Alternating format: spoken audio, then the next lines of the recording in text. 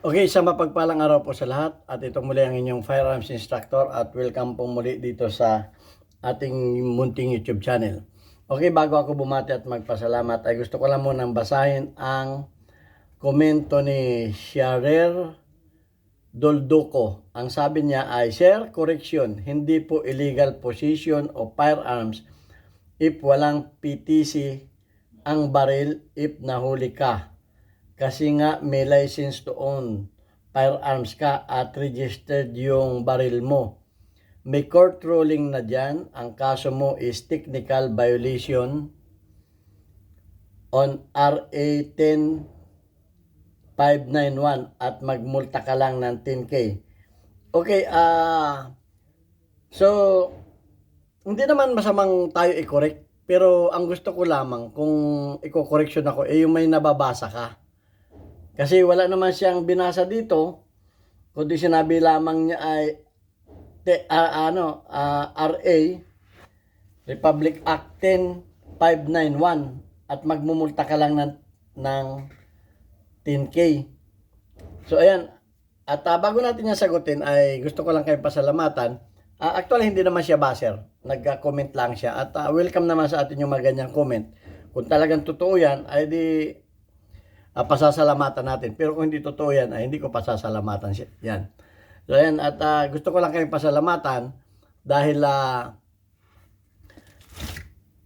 sa inyong mga pag-share ng ating mga video sa mga like at tayo ay nakakakuha ng mga baguhang subscribers. At maraming salamat din doon sa mga hindi nag-skip ng ads dahil yung YouTube channel natin ay nadadagdagan ang revenues at tinutulong naman natin yan sa ating 6 na beneficiaries na anak ng mga single parent na tinutulungan natin na magkameron ng allowance sa kanilang pagpasok. At maraming salamat din doon sa mga nagpadala dito sa ating GCash number. Huwag po ninyong tawagan yan para kayo ay bumili ng baril. Wala po kami binibintang ng baril. At meron na namang nagtatanong sa akin ngayon kung may binibintang baril. Wala po tayong binibintang baril. Na kayo lamang ay tinutulungan ko kung kayo ay may problema sa baril at alam natin sagutin ay sasagutin natin. Pero wala po tayong binibintang baril. At maraming salamat sa mga nagpadala dyan sa ating GCash number. Yan po ay nakatulong sa mga pambaon ng mga bata. At maraming salamat din sa mga nagpadala naman sa ating premiere video sa panguna ni Noli Pizza America ng Virginia, USA. At malaki ang naitulong yan sa pinambili natin ng mga school supplies ng mga bata. Okay, sana marami pa ang tumulong para marami pa rin tayong matulungan ang mga bata. Wala po tayong problema sa ating financial dahil maganda naman po ang ating kinikita dito sa ating kumpanya. May ding shooting range dito sa Kuwait. Yung mga hindi pa nakakakilala sa akin, 21 years na po ako nagtatrabaho dito bilang isang firearms instructor, gunsmith at ngayon ay consultant na. Okay, so totoo ba na may mababasa ba tayo na sa RA 10591 na multa lang ang multa lang na 10K at walang pagkabilanggo. Kasi kung ninyong natatandaan ay ang sabi ko, aminin ko na sinabi ko na ang katumbas pag kayo ay nahulihan ng lisensyadong baril sa labas ng bahay ay magiging illegal possession of firearms yan. Dahil wala sa posisyon yung inyong baril. Dapat yan, kung nasaan yung posisyon ng baril, nandun lamang yan. Kahit pa yan ay sa inyo, alalahanin natin na ang pagmamayari ng baril ay isang privilege lamang na ibinigay sa atin ng gobyerno. Ang baril po ay pagmamayari ng Estado. Kaya kung ano ang sabihin ng batas, ay susunod tayo. Ngayon ay medyo ano lang ako dito sa comment na ito kasi baka may mag-ano sa inyo na ay 10,000 lang pala naman, may pangmulta naman akong 10,000, hindi naman pala makukulong. So tingnan natin ang batas kung hindi nga ba talaga makukulong. At yung kulong ba ng illegal possession of firearms at kulong nung nahulihan ng baril sa nawalang permit to carry ay pareho lang ba? So tingnan po natin ang batas. So ito yung babasa lang naman tayo ng batas. Ang sabi dito sa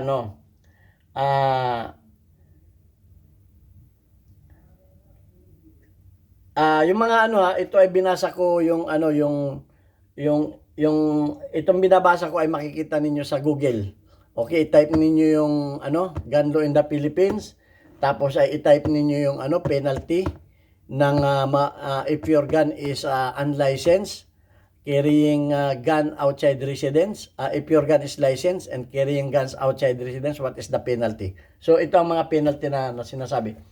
Carrying a firearms outside one's residence without a permit to carry. O without a permit to carry firearms outside residence. PTC4 during iba ito yung sa gun ban ito. Mamaya kasi ang kaparehas din ng sa gun ban mamaya na natin basahan yan.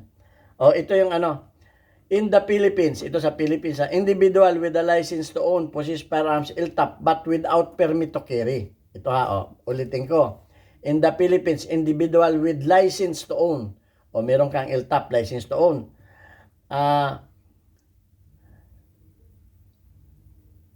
firearms, LTAP, but without permit to carry firearms outside residence, PTC4, are prohibited from carrying firearms outside their homes. Republic Act 10591. Tama. 10591. Also known as the Comprehensive Firearms and Ammunition Regulation Act. Stipulates that the PTC4 is required carrying firearms outside residence. Violation of this provision can result penalties. Tama, may penalties, including imprisonment and fines. May pagkakulong. Ngayon ay titingnan natin mamaya kung ano yung pagkakulong niyan, ha. Here's breakdown. LTAP is a license allow individual to own, possess in firearms. PTC4 is a permit required for carrying a firearms outside one's residence. Prohibition. Ito ang prohibition, ha. Carrying firearms outside residence without PTC4 is prohibited. Penalty. Violators can face imprisonment and fine. RA 10591. This law outlines the requirements for obtaining PTC4 and the requisites carrying of firearms without one. So tingnan natin ang penalties, ha. Ito.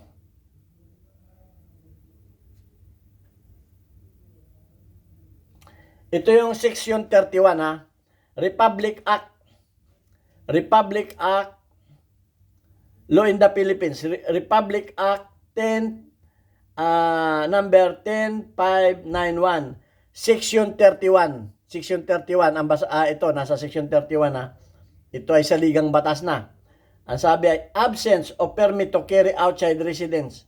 The penalty of prison, correctional, and fine 10,000 pesos shall be. Okay, ha? Absence, ha? Ibig sabihin, absence. Hindi ito, may, babasahin natin kasi hindi nabanggit dito kung kung may lisensya, Absence lang nakalagay dito, So, babasa pa tayo ng ibang batas. Ito ay mababasa ninyo sa Republic Act number 10591, Section 31. So, basa pa tayo dito. Ito, ha?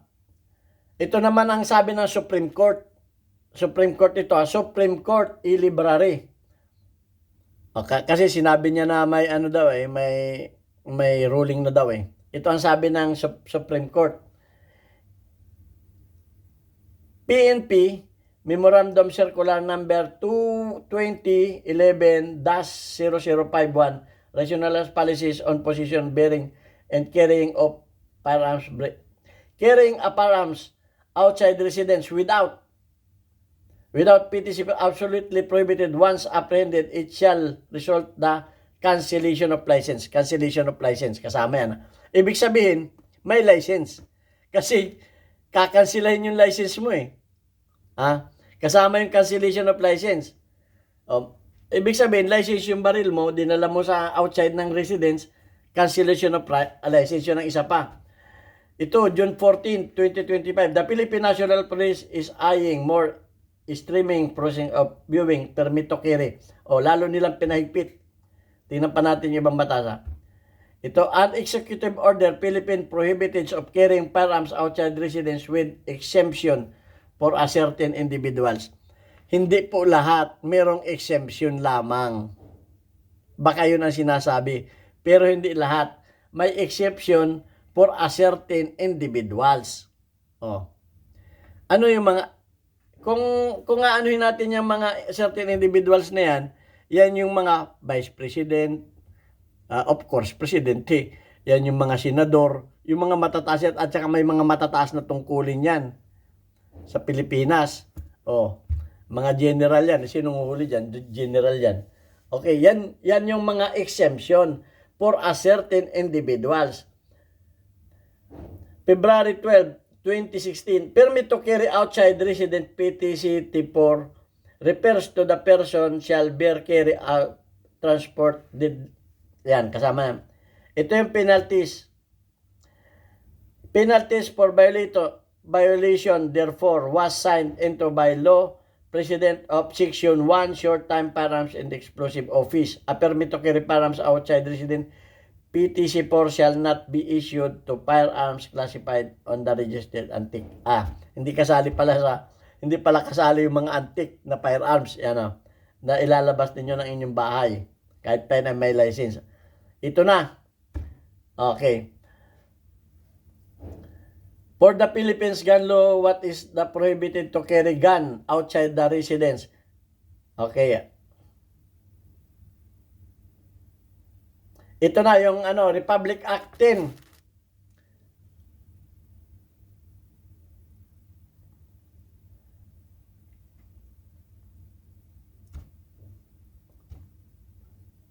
A fine of 10,000 pesos shall be imposed upon a licensed firearms holder who fails to ito.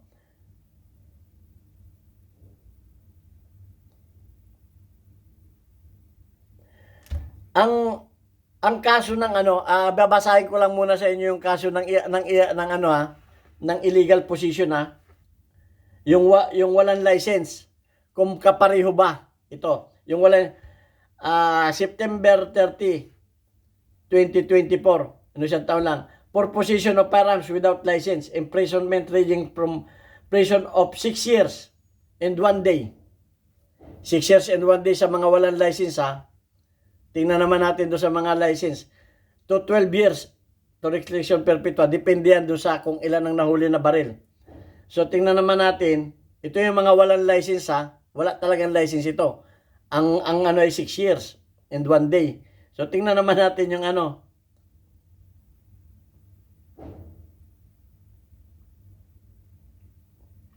Ito, in the Philippines, carrying a registered firearms outside one's residence without permit to carry outside residence result in the penalty of imprisonment correctional 6 months and 1 day to 6 years. Pareho lang, 6 months and 1 day. A fine and 10,000 pesos fine. Additionally, the firearms license and the registration may be cancelled and firearms may be confiscated. So, ayan.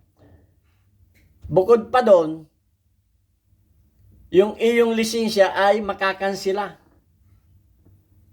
at makukumpiska yung iyong firearms. May license ka.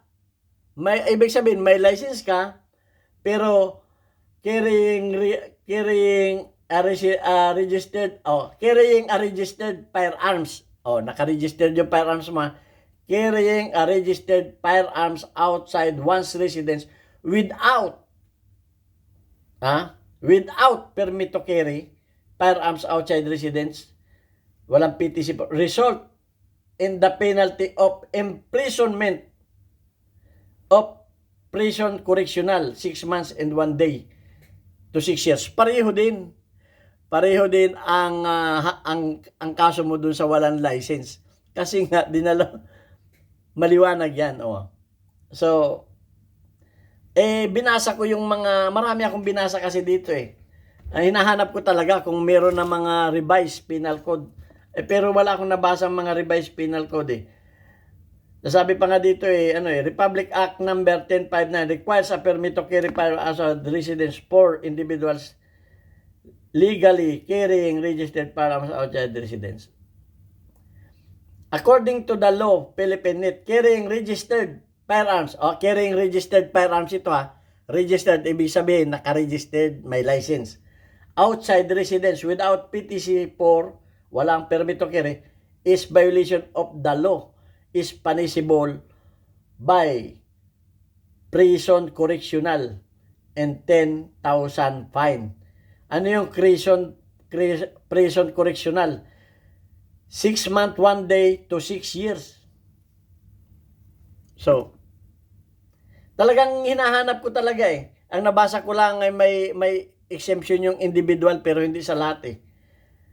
Ito pa, license cancellation. PNP guidelines indicate failure to comply with the PTC4 requirements can be also lead to cancellation of firearms license.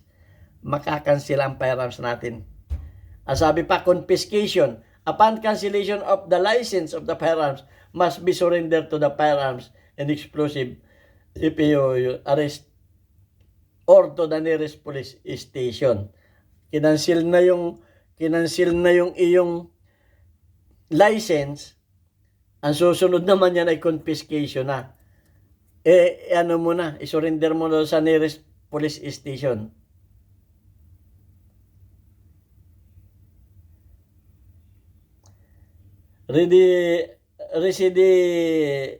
Sabi, habitual violation of firearms regulation including carrying without PTC4 may result temporary or permanent disqualification for owning carrying firearms.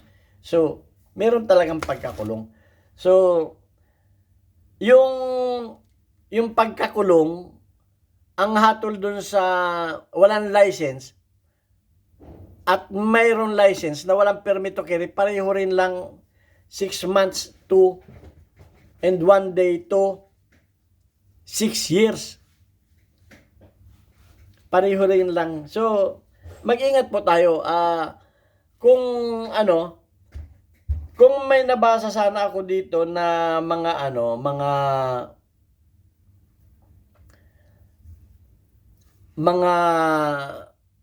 revised penal code, pero wala talaga akong nabasa eh. Binabasa kong lahat sa dami kong binasa dito eh. Yung kaso nga ng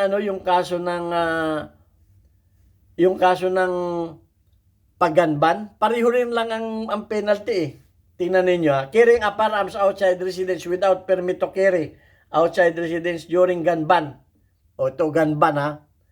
Gun ban ito. In the Philippines, carries penalties of imprisonment and fines. Specifically, violator face imprisonment not less than 1 year and not more than 6 years. Not more than 6 years. Ibig sabihin, hanggang 6 years. And a fine of 10,000 pesos. Additionally, they may face administrative sanction like cancellation of their firearms and license. Pareho din. Pag gunban, pareho din ang parusa, pareho din ang fine, pareho din na 6 years, not more than 6 years. So, wala talaga akong nabasa na revised penal code. Ngayon, kung may mababasa kayo na revised penal code, ay mas maganda. Pero kung sinabi lang, hindi natin ito hindi ko ito paniniwalaan. Kasi, pareho naman 10591 RA, pareho din eh. So, bakit naalis yung imprisonment? Wala naman ako nabasa na inalis yung prison, yung pagkabilanggo. So, mag-ingat tayo mga kababayan ko. Hindi basta-basta tayo ay may narinig tayo na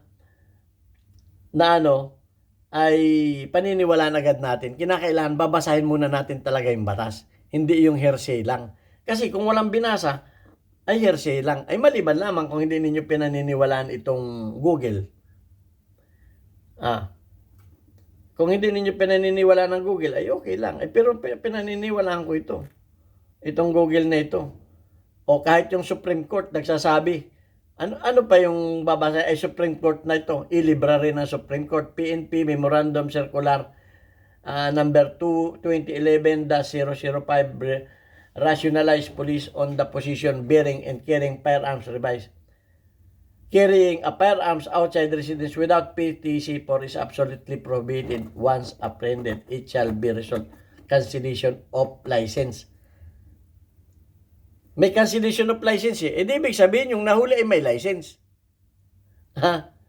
Kung wala yung cancellation of license, ay di ano? Cancellation of license. Kahit ka pa may PTC4, ay ano ka, ay Supreme Court na yan. Ay sino pang paniniwalaan natin dyan? Oh, ito naman yung Firearms and Explosive Unit, FEO. Ang sabi, PNP Chief Issuer Gun Permit.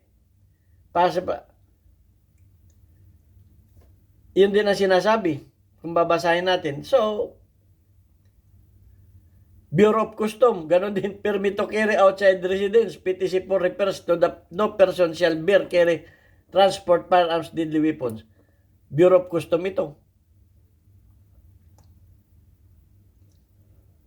Ito, Firearms and Explosive,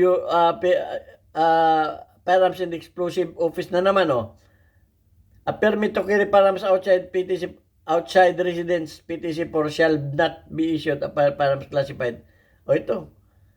O, ang nagsabi ay ano, Supreme Court, binasa ko, Bureau of Custom, ano pa, ang binasa ko dito, Bureau of Custom, Firearms Exclusive, Supreme Court, Saligang Batas, RA Republic Act number 10591, wala na pong tataas dito sa batas na ito, sa Republic Act na ito.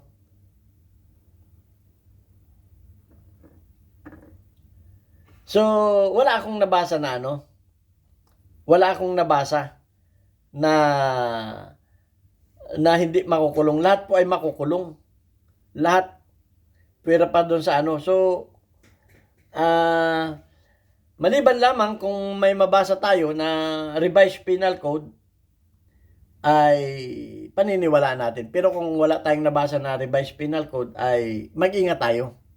Baka narinig lamang natin yan kung kani-kanino. Ay, kaya ako, pag ako'y gumagawa ng vlog, ay binabasa ko talaga para malinaw. So, kahit yung mga respisyo and kahit yung mga law firm dito binasa ko rin pare-pareho ang sinasabi yung mga law firm.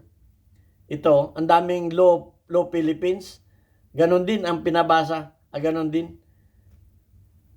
A penalty of legal possession of firearms, prison correctional 6 months and 1 day to 6 years. Pare-pareho. So, wala talaga akong nabasa na hindi makukulong. Kundi lahat dito ay may pagkakulong. Kahit yung mga law firm dito, ang dami kong binasa dito na tungkol sa batas. Mga nag-elaborate pa, masyado tayong haba. Pero talagang wala akong nabasa. Okay, so hanggang dito na lamang yung ating pagtalakay dyan. At sana ang sa akin lamang ay mag-ingat tayo. Hindi naman tatanggapin ko ang inyong mga comment kung may mababasa. Pero kung wala tayong nabasa ay hindi natin paniniwalaan. Yun lamang ang sa akin. So ayan, at babasahin ko lamang yung ating weekly spotlight. Shoutout sa iyo Gimboy, meron kang 59. Shoutout sa iyo USTD, meron kang isang engagement. JR Chuduski, meron kang 49 engagement. Si Kablas, meron kang 1 engagement. At si Milo Maranan. So mag-ingat po tayo mga kababayan. Huwag po tayong basta-basta magpapadalos-dalos. Alamin po nating mabuti ang batas para tayo ay hindi nalalagay sa alanganin. Ito lamang ay payo mula sa inyong firearms instructor. God bless us all. Thank you very much.